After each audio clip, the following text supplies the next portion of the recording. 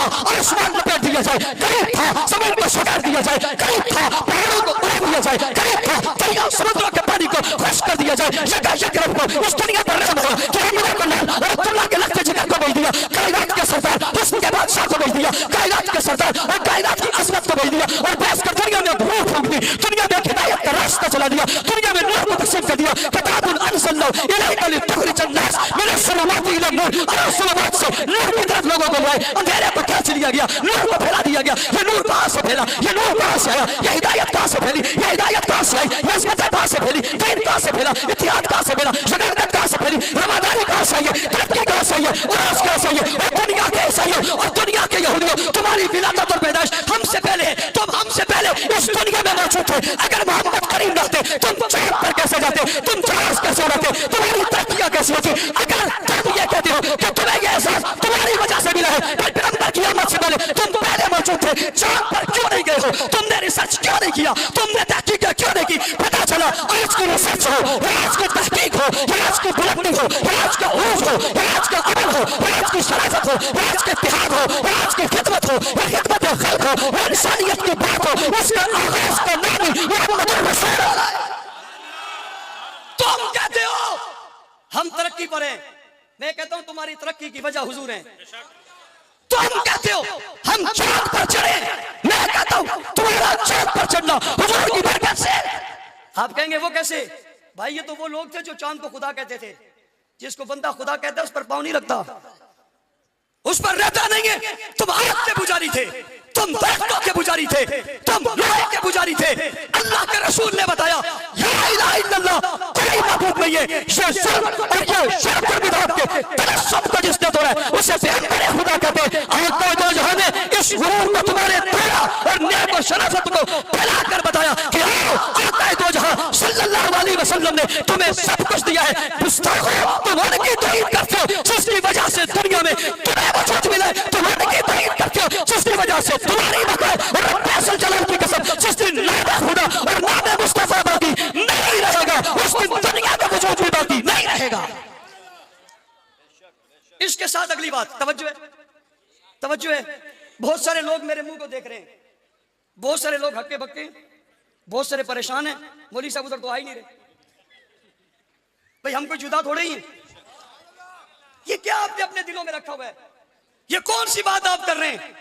ختم نبوت کا مسئلہ کوئی علیحدہ مسئلہ نہیں ہے، عظمت صحابہ کا مسئلہ کوئی علیحدہ مسئلہ نہیں ہے، یہ ایک ہی مسئلہ ہے کہ اس لیے کہ ختم نبوت کا پہلا سب سے پہلے جنہوں نے دیا انہیں صحابہ کہتے ہیں۔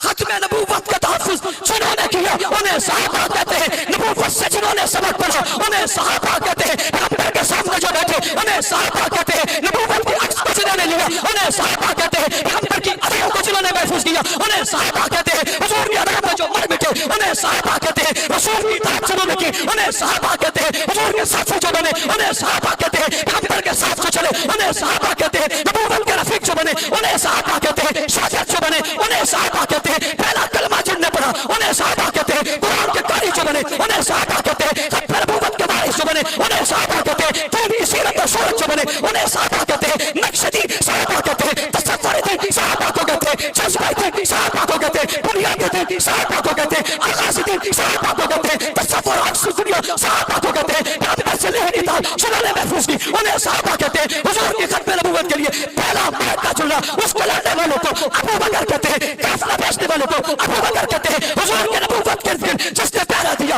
اسے ابو بکر کہتے ہیں، جس نے سب سے پہلے مار کھائی اسے ابو بکر کہتے ہیں، نبی کے دعا پہ جو حرم میں فدا ہوا اسے ابو بکر کہتے ہیں، جس نے ختم نبوت کو دم پر اٹھایا اور پہاڑ پر چلایا اسی کو تو ابو بکر کہتے ہیں۔ آپ کی توجہ کی برکت ہے کہ حضرت شیخ تشریف لے آئے، سبحان اللہ کہتے ہیں، اونچی سبحان اللہ کہتے ہیں۔ اس لیے آپ سمجھتے ہیں یہ عنوان جدا جدا نہیں ہے، یہ ایک ہے۔ یہ کیا ہے؟ صحابہ کی توہین در حقیقت حضور کی توہین ہے، صحابہ کی توہین ختم نبوت کی توہین ہے۔ کوئی اگر یہ کہے حضور کے بعد 3 رہ گئے تھے اس نے باقیوں کی توہین نہیں کی، حضور کی تعلیم اور تاثیر کی توہین کی ہے، یہ ختم نبوت کا چھپے ہوئے منکر ہے۔ کوئی یہ کہے، کوئی آج یہ کہے حضرت علی کا درجہ انبیاء سے زیادہ ہے، یہ حضور کی توہین ہے، یہ ختم نبوت کی توہین ہے۔ کوئی کہے یہ درجہ انبیاء سے زیادہ ہے، یہ خود حضرت علی کی بھی توہین ہے، یہ مسئلہ بھی ختم نبوت کا ہے۔ اس لیے آپ جو عجیب عجیب نظروں سے دیکھ رہے تھے، میں نے اپنے عنوان کو اس طرف اسی لیے لایا کہ یہ دو نہیں،